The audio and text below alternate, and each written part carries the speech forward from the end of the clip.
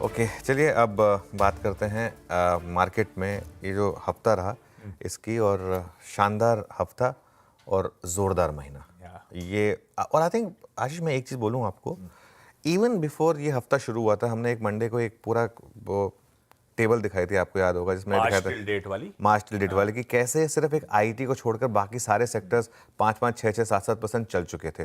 तो उस हिसाब से समीकरण बैठ रहे थे कि मार्केट में रिकवरी शुरू हो गई थी, बस वो इंडेक्स उसको नहीं दिखा रहा था, क्योंकि एक बड़ा इंडेक्स आईटी वो प्रॉब्लम में था। अदरवाइज साइन दिखने शुरू हो गए थे। अब देखिए, इस हफ्ते निफ्टी 3.5% ऊपर है, और इस महीने 4.8% ऊपर है। मिड कैप 6.3% दिस वीक, और 6.7% दिस मंथ। और स्मॉल कैप देखिए 6.5% दिस वीक, 7.9% दिस मंथ। इस तरीके की रिकवरी आज आपको यहाँ पर देखने को मिल गई। ये आई थिंक एक अपने आप में एक बहुत बड़ा मूव है। और उसके बाद मैं आपको दिखाऊंगा 3 वो सेक्टर जहाँ पर सबसे ज़्यादा रिटेल नॉर्मली होता है। कैपिटल मार्केट से जुड़े शेयर, यहाँ पे भी इंडेक्स है उनका 10%। डिफेंस 9% इस हफ्ते, और 20% इस महीने। डिफेंस जहाँ सबसे ज़्यादा मेरे ख्याल से रिटेल की पोजीशन होती है। और रियल एस्टेट 7% इस हफ्ते और 7% इस महीने। मतलब ये कहना गलत नहीं होगा कि ये 2025 का सबसे शानदार हफ्ता रहा है, विदाउट अ डाउट। मतलब एक वो बजट से पहले का एक हफ्ता था जिसमें थोड़े से ऐसे गेंस थे, लेकिन वो उसमें वो फीलिंग नहीं थी जो इस बार फीलिंग आई है। जिन्होंने अच्छे शेयर्स को पकड़ कर रखा, अच्छे शेयर्स को, उन्होंने पैसा बनाया। खराब शेयर इस रैली में भी नहीं चले। मैं फिर एक चीज़ कह रहा हूँ, खराब शेयर इस रैली में भी नहीं चले, और अभी भी नज़रिया यही रहेगा कि अच्छे स्टॉक्स में पैसा बनाइए। तो खराब स्टॉक्स में आप पैसा बनाते ना, तो आपकी साइकी भी खराब करता है। तो इसके लिए अभी भी उसी नज़रिए को रखिए कि आप अच्छे शेयर में बने रहें, और खराब शेयर को मतलब उसी में पैसा बनाएं। वोडा आइडिया अभी भी 7 रुपये पर है। भारतीय एयरटेल न्यू हाई पर आ गया है ना। स्पाइस जेट अभी भी 40 रुपये पर है। इंटरग्लोब 5,000 पहुंच इंटरग्लोब न्यू हाई पर आ गया। तो ये मैं क्यों बता रहा हूँ, क्योंकि ये सब चीज़ें ना जरूरी होती हैं लोगों को बार बार रीट्रेट करना, कि कल भी स्पाइस जेट इस मार्केट में भी डे लो पर बंद हुआ है। इंटरग्लोब कहाँ बंद हुआ है आप देखिए। तो ये जो एक फिलॉसफी होती है ना लोगों की, कि मैं छोटे स्टॉक में पैसा बनाऊंगा, एक खराब स्टॉक में पैसा बनाऊंगा, उससे बची।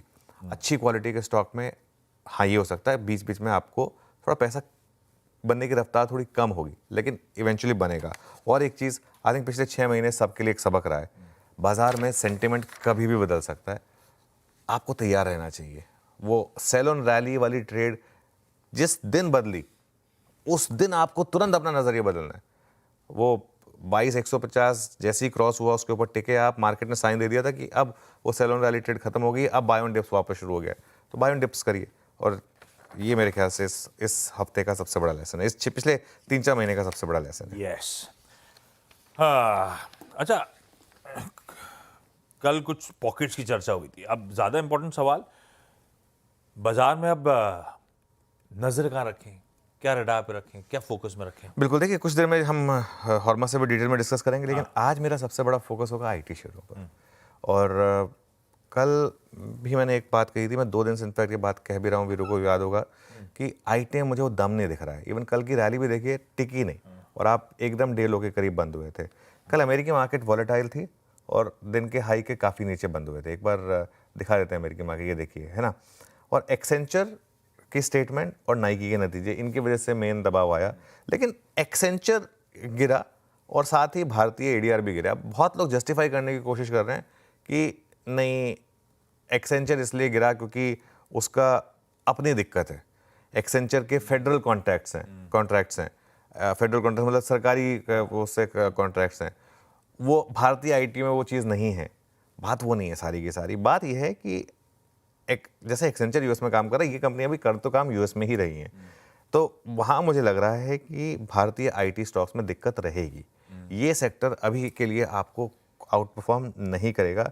कल की आईटी रैली में भी मैंने यही कहा था कि मुझे भरोसा नहीं आ रहा है इस आईटी की रैली में। बैंक की रैली, एनबीएफसी की रैली, ये ज़्यादा मोमेंट, इसमें ज़्यादा वो क्रक्स नज़र आ रहा है, ज़्यादा जूस नज़र आ रहा है इस रैली में। यहाँ खबरें भी खूब हैं।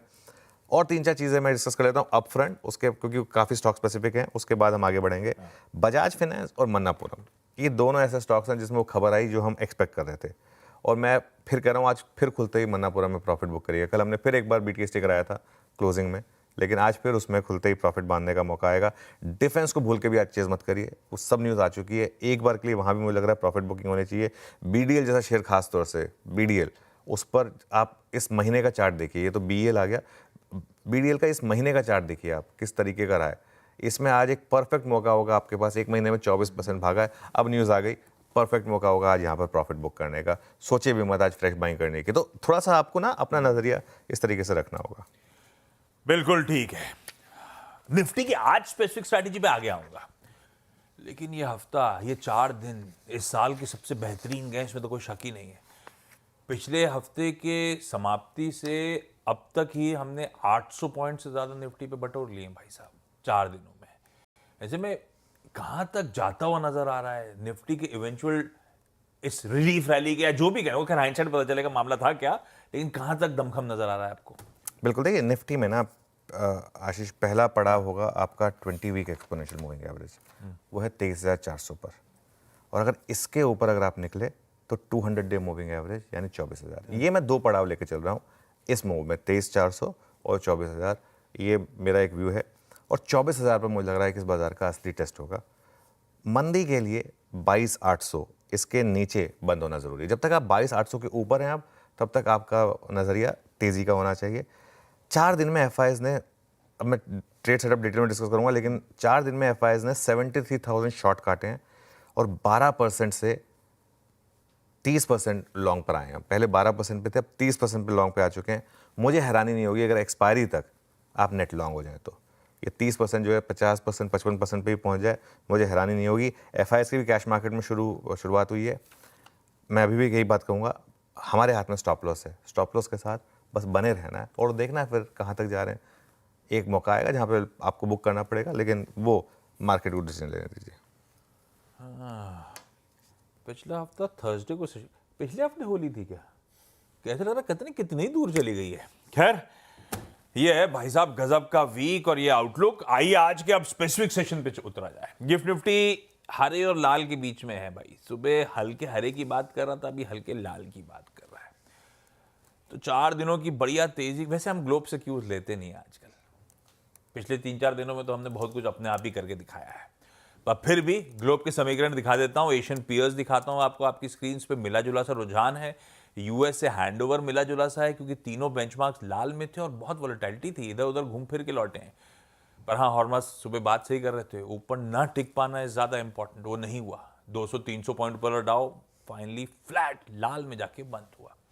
तो हुआ क्या यूएस में, इन लेवल्स के आसपास किस तरह की डेवलपमेंट्स हैं, सब जान लिया जाए। हॉर्मस, गुड मॉर्निंग। फ्राइडे के क्यूज कैसे हैं? गुड मॉर्निंग आशीष, गुड मॉर्निंग अनुज। हैंडओवर में कोई दम नहीं है, जैसे हम बात भी कर रहे थे, क्योंकि स्क्रीन आपको दिखा रही है कि फ्लैट क्लोजिंग है, मगर जो कल भी हुआ और परसों भी हुआ कि हाइस पर नहीं टिक पा रहे हैं, ना डाउ जोन्स ना ही बाकी के सारे बेंचमार्क्स। कल भी डाउ अपने हाइस से 300 पॉइंट गिरकर नीचे बंद हुआ है, तो वो एक ध्यान में रखने की चीज़ है। और ये जो सारी रिकवरी थोड़ी बहुत भी हुई है बाकी के 3 दिनों में, उसकी आज सबसे बड़ी टेस्ट होगी, क्योंकि आज ट्रिपल विचिंग जो है वो होने वाली है वॉल स्ट्रीट पर, जहाँ पे आपके सारे इंडेक्स फ्यूचर्स, इंडेक्स ऑप्शंस और स्टॉक फ्यूचर्स सारे के सारे एक ही दिन एक्सपायर होंगे और वो $4.5 ट्रिलियन के कॉन्ट्रैक्ट्स होंगे। तो वहाँ पर आज वॉल स्ट्रीट पर वॉलेटिलिटी पे ध्यान रखने की ज़रूरत होगी। एक्सेंचर, काफ़ी सारे डेटा भी आए हैं, एक्सेंचर के नतीजे तो अच्छे थे, मगर जो डोज के बारे में उन्होंने बात की है उस वजह से शेयर्स में गिरावट आई। और वहाँ पर भी उन्होंने कहा है कि उस वजह से जो सरकार के उनके कामकाज है वहाँ पर दिक्कत आ रही है। 10% उनका जो आय है वो वहाँ के कंसल्टेंसी से ही आती है। फेडेक्स ने भी एक चेतावनी दी है कि ये महंगाई, टैरिफ्स की वजह से जो है उनके ऑपरेशनल प्रॉब्लम्स आ रहे हैं, और इस वजह से उन्होंने अपने प्रॉफिट गाइडेंस को लगातार तीसरी तिमाही कट किया है और शेयर्स आफ्टर आवर्स में गिरे हैं। तो वो एक और चिंता की बात है। मैक्रो डेटा ठीक ठाक था, जैसे जेरोम पावल भी कह रहे थे कि अर्थव्यवस्था हमारी तो फिलहाल तो ठीक है, क्योंकि जॉबलेस क्लेम्स में कोई अलार्मिंग ग्रोथ नहीं देखने मिली, वो अनुमान मुताबिक थे। एग्जिस्टिंग होम सेल्स अनुमान से बेहतर थे, तो वो एक चीज़ है। सेंट्रल बैंक के जो सारे अपडेट्स थे वो भी अनुमान मुताबिक ही थे, वहाँ पर भी कोई बड़ा अपडेट नहीं है। बैंक ऑफ इंग्लैंड ने ब्याज दरों में कोई बदलाव नहीं किया है, वहाँ पर भी उन्होंने फेड की तरह ही महंगाई और जो है ग्रोथ की चेतावनी दी है। और स्विस नेशनल बैंक ने 25 बेसिस पॉइंट से अपने जो है ब्याज दरें काटी है। जापान के इन्फ्लेशन फिगर्स पिछले महीने से बेहतर थे, मगर अनुमान से थोड़े कमज़ोर थे, और बैंक ऑफ जापान कह भी रहा है कि कोर इन्फ्लेशन जो है वो जो आगे चलकर थोड़ा सा एलिवेटेड रहने की उम्मीद है। डोनाल्ड ट्रंप ने इमरजेंसी पावर्स इन्वोक किए हैं क्रिटिकल मिनरल्स का उत्पादन बढ़ाने के लिए, जिसमें कोयला भी शामिल है। और उन्होंने ये भी कहा है कि यूक्रेन के साथ जो नेचुरल रिसोर्सेज की डील होने वाली थी वो जल्द उस पर हस्ताक्षर करेंगे। गोल्ड की कीमतें अभी भी $3,050 के ऊपर बनी हुई है, और कुछ तो अभी भी $4,000 के टारगेट दे रहे हैं। तो हैंडओवर में फिलहाल कोई दम नहीं है। असली टेस्ट वॉल स्ट्रीट का आज शाम को होगा। ऐसा क्यों? क्योंकि ट्रिपल विचिंग की वजह से जी। और उससे पहले यूएस के फ्यूचर्स फ्लैट ही ट्रेड कर रहे हैं। आज शाम के लिए इंडिकेशन है कि जैसे कल फ्लैट क्लोज हुआ था, आज फ्लैटिश ही शुरुआत होगी। खैर, तो आज का सेशन इंपॉर्टेंट हो जाता है शाम का यूएस का, देखेंगे उसके लिए तो फिर मंडे को झेलेंगे अपन। दूसरी तरफ अपने समीकरण, कल अपनी निफ्टी की एक्सपायरी का दिन था, वीकली कॉन्ट्रैक्ट्स की, और बहुत बढ़िया नोट पे एक्सपायरी हुई है 23,200 के उस क्रिटिकल जोन पे। खैर, पहले समझ लेता हूं सेटअप बैट कैसा रहा है, उसके बाद स्ट्रैटेजी पे उतरते हैं। कैसा लग रहा है ट्रेड सेटअप अब यहाँ पे खड़े हुए? बिल्कुल, देखिए कल एफआईएस ने बाइंग की 3,200 करोड़ की, और डीआईएस ने कल कहा कि चलिए ठीक है, मैं थोड़ा सुस्ता लेता हूँ। डीआईएस ने बहुत मेहनत की है यस। इस पूरे 6 महीने में, जिसमें एफआईएस लगातार बेचे जा रहे थे। डीआईएस ने जितनी मेहनत की है, तो थोड़ा उनका बनता था थोड़ा सा एक प्रॉफिट बुकिंग, थोड़ा सा साइड लाइन पर बैठना। और देखिए, जो पहले वाले बार बनते थे ना, वो बार मीडियम टर्म के हिसाब से अच्छे होते हैं। ये वाला जो बार है ना, जिसमें एफआई ग्रीन और डीआई रेड, ये मोमेंटम बार होते हैं। ये ट्रेडिंग के हिसाब से बहुत अच्छे होते हैं। अगर आप एक एज ए ट्रेडर हैं, आपको इस तरीके के बार मिल जाए तो आपको तो और क्या, फिर बहुत शानदार होगा आपके लिए। 18 फरवरी के बाद ये एफआईएस की कैश मार्केट में सबसे बड़ी खरीदारी है। लास्ट हमने ये नंबर 18 फरवरी को देखा था, मतलब 1 महीने से भी ज़्यादा हो गया। अब आप आइए पोजीशनिंग पर। ये पोजीशनिंग वाली प्लेट की हम लगातार बात करते आ रहे हैं। अच्छा, कल मैंने आपको एक चीज़ बताई थी, उसके बाद इसके चेंजेस पर आइए। देखिए क्या दिक्कत है। आशीष, आपको तो कल हमने कहा था कि क्यों क्लाइंट्स ने लॉन्ग काटे और शॉर्ट जोड़े। चलिए, लॉन्ग काटे समझ में आता है, शॉर्ट क्यों जोड़े।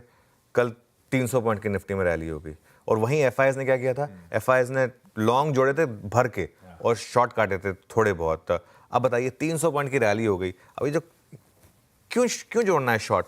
आप प्रॉफिट वो करना चाहते हैं, आपकी मर्जी है, लेकिन शॉर्ट क्यों जोड़ना है? मतलब नहीं है ना शॉर्ट जोड़ने का। खैर कोई नहीं, अब कल फिर यही हुआ है। कल वही क्लाइंट्स ने अपने पोजीशंस को स्क्वायर ऑफ किया लॉन्ग्स को, और शॉर्ट जोड़े। एफआईएस ने उल्टा लॉन्ग जोड़े हैं और शॉर्ट काटे। तो हर एक और चीज़ है, बताऊँ मैं, इस बार ना एफआईआई ट्रेडर्स ने जम के पैसा बनाया। पूरे शॉर्ट में उन्होंने जम के पैसा बनाया, और अभी तेज़ी के मोड में भी अच्छा उन्होंने पैसा बनाया है। इंडेक्स फ्यूचर्स में करीब करीब 3,000 करोड़ की बाइंग हुई, और स्टॉक फ्यूचर्स में भी करीब करीब 3,000 करोड़ की बाइंग हुई। आप तीनों को जोड़ दें अगर डायरेक्शनल वाले, तो ऑलमोस्ट आप 10,000 करोड़ का नंबर हिट कर रहे हैं। बहुत समय के बाद इस तरीके का नंबर देखा है। निफ्टी फ्यूचर में ज़्यादा बाइंग हुई 2,600 करोड़ की, क्योंकि कल एक्सपायरी निफ्टी की थी, तो इस वजह से कवरिंग वहाँ ज़्यादा हुई। टेबल आएगी आपकी स्क्रीन पर, लेकिन बैंक निफ्टी में लगातार 5 दिन बाइंग रही है, और अब तो निफ्टी में पिछले 4 दिन से बाइंग है। तो ये एक क्लियर कट इंडिकेशन आपको कि बस अब और शॉर्ट कवरिंग हो रही है। लॉन्ग शॉर्ट देखिए, जैसे मैं कहा 6,842 लॉन्ग ऐड हुए, 10,400 शॉर्ट कम हुए। वो ग्राफ आएगा आपकी स्क्रीन पर लॉन्ग शॉर्ट का। हम ऑलमोस्ट अब रिसेंट हाई पे पहुंचने वाले हैं, वो जो दिसंबर का हाई था वहाँ पे पहुंचने वाले हैं। और टेबल में देखिए आप 30% लॉन्ग पर आ गए हैं हम। कहाँ हम 12% पे थे, 30% लॉन्ग पर आ गए हैं, और सिर्फ 1,11,000, कहाँ हम 2.5 लाख से ज़्यादा शॉर्ट थे। कल 17,300 शॉर्ट नेट कवर हुए हैं एफआईएस की तरफ से। 4 दिन में करीब करीब 73,000 शॉर्ट कवर हुए हैं। 23 दिसंबर के बाद ये एफआईएस का सबसे अच्छा लॉन्ग शॉर्ट रेशियो है, 23 दिसंबर के बाद, और 18 दिसंबर के बाद सबसे कम नेट शॉर्ट है सिस्टम में। पूरा जनवरी और फरवरी का महीना निकल गया इस बीच में। इंडिया विक्स भी कल नीचे था 12.6 पर, 5% नीचे था। पुट कॉल रेशो भी नहीं बढ़ा इतनी बड़ी रैली के बाद 1.16 पर। एक कारण तो ये भी था कि एक्सपायरी हो गई, इस वजह से बैन में 2 स्टॉक आ गए, लेकिन पॉलीकैब और मन्नापुरम का लग रहा था दोनों बैन में आ जाएंगे, बैन में आ जाएंगे। एग्जिट कोई नहीं हुई बैन में, और ऑलरेडी अब जो बैन में हैं वो 3 स्टॉक्स हैं, इंडसइंड बैंक, हिंदुस्तान कॉपर और सेल। तो कुल मिला के 5 हो गए बैन में। ये हो गया ट्रेड के समीकरण, ट्रेड का सेटअप, ग्लोबल हैंडओवर पे चर्चा। अब निफ्टी का अप्रोच। भाई, अपने पोजिशनल लॉन्ग्स पे स्टॉप लॉसेस थे 22,800 पे। अपना कल का रेजिस्टेंस था 23,000, 23,050 का R1। बात ये हुई थी कि ये 23,000 पे नहीं रुके तो 23,200, 23,250 तक जाएंगे, जो अपना R2 था। भाई साहब, उन रेजिस्टेंस बैंड के ऊपर निकले, इवेंचुअल अपने R2 पे स्टिफ रेजिस्टेंस बैंड पे जाके ही सेशन की समाप्ति करते हुए वहीं पे मामला कल का खत्म हुआ था। पहली चीज, कल ही एक्सपेक्ट करा था कि R1 से R2 की जर्नी भी निपटा डालेगा बाजार, और दूसरा अब क्योंकि अपने वो स्टिफ रेजिस्टेंस बैंड पे आ गए, अब कैसे समीकरण लग रहे हैं, और अब अप्रोच क्या होगा? बिल्कुल, देखिए अप्रोच वही है हमारी, लेकिन आज बस ये है कि आज थोड़ा सा मार्केट इतना वो ज़बरदस्त गेन किए, थोड़ा कंसोलिडेट करेगा। प्लस आज एक सेक्टर आपके अगेंस्ट है, आईटी, तो उस वजह से 23,300 से 23,350 यहाँ पर आशीष ऑप्शन राइटर्स का जोन है। यहाँ मुझे लग रहा है फर्स्ट रेजिस्टेंस मिलेगी और उसके बाद 23,400 से 23,450 जो आपको 20 वीक एक्सपोनेंशियल मूविंग एवरेज का जोन है। अपने लॉन्ग कैरी करें और 23,000 की पुट से हेज करें। जो मैंने कल भी एक व्यू लिया था 23,000 की पुट, एक बार दिखा दीजिए 23,000 की पुट। 23,000 की पुट करीब करीब 60 रुपये पर है ना। इसको आप समझिए एज एन इंश्योरेंस कॉस्ट। अगर मतलब नहीं लगना है तो अच्छी बात, 60-62 रुपये पर है, कोई दिक्कत नहीं है। एटलीस्ट आपको बड़ी गिरावट से बचा लेगी कम से कम। आपका एक स्टॉप लॉस सिस्टम है, वेल डिफाइन अपने आप हो जाएगा उसकी वजह से। बाइंग का बेस्ट जोन रहेगा 23,050 से 23,100 का।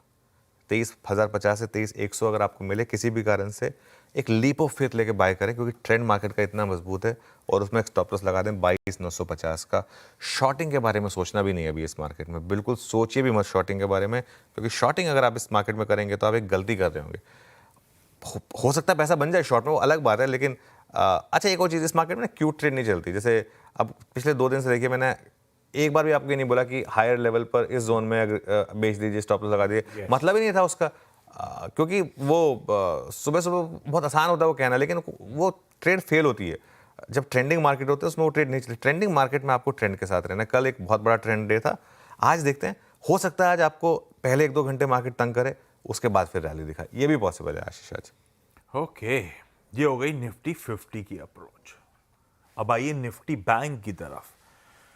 अपन बहुत बड़े तरीके से अपने पोजिशनल एसएल को ऊपर लेके आ रहे हैं। निफ्टी बैंक में कल अपन सुबह चर्चा कर रहे थे कि हमारे एंट्री से 1600 पॉइंट ऊपर, उसमें 400 पॉइंट वाला, अब तो ऑलमोस्ट 1900-2000 पॉइंट हो गया। निफ्टी बैंक इस तरह का कंफर्ट देता हुआ अपन ट्रेल कर रहे हैं, अपने एसएल को बढ़ा के ले आए थे 49,500 पे। कल सुबह चर्चा हो रही थी 50,000, 50,200 एक मुश्किल रेजिस्टेंस जोन है। वो निफ्टी भी वहीं समाप्त करता हुआ नजर आया था मामला, और निफ्टी बैंक भी उन्हीं जोन्स के आसपास आके खड़ा हो गया अपने स्टिफ रेजिस्टेंस बैंड पे। 2,000 के बढ़िया गेन्स। क्या करना है निफ्टी बैंक पे आज हफ्ते के आखिरी दिन? बिल्कुल, देखिए सबसे पहले तो मैं लेवल्स बताता हूँ। 50,300 से 50,500 ये ऑप्शंस का जोन है। यहाँ पर पहली रेजिस्टेंस मिलेगी आपको, और उसके बाद 50,800 से लेके 51,000 पर आपका 200 डे मूविंग एवरेज प्लेस्ड है, वहाँ पर आपकी बड़ी रेजिस्टेंस है। लॉन्ग रहें, अपने स्टॉप लॉस को अब ट्रेल करें 49,700 पर। ब्यूटी देखिए आपने इसकी, हमने 3 दिन पहले 4 दिन पहले जब इस ट्रेड की शुरुआत की थी, हमने एक इनिशियल स्टॉप लॉस लिया था 47,800। 47,800 के स्टॉप के साथ पोजिशनल लॉन्ग की बात हुई थी। 47,800 वाला स्टॉप बढ़कर अब 49,700 पर, मतलब 1,900 point, almost 2,000 point, almost 2,000 point 4 दिन में इस तरीके का मूव आ चुका है। एक लीप ऑफ फेथ का बाय जोन होगा 49,800 टू 50,000, और एक छोटा सा स्टॉप लॉस लगा दीजिए 49,700 का। ये मेरी बैंक निफ्टी पर अप्रोच होगी। नहीं आया तो कोई दिक्कत नहीं है, आप अपनी एग्जिस्टिंग पोजीशन के साथ ही बस बने रहे और अपने स्टॉप लॉस को कैरी करते रहें। बिल्कुल ठीक है। निफ्टी बैंक की हो गई भाई फ्राइडे की, हफ्ते के आखिरी कारोबारी सत्र की हमारी बढ़िया सी अप्रोच।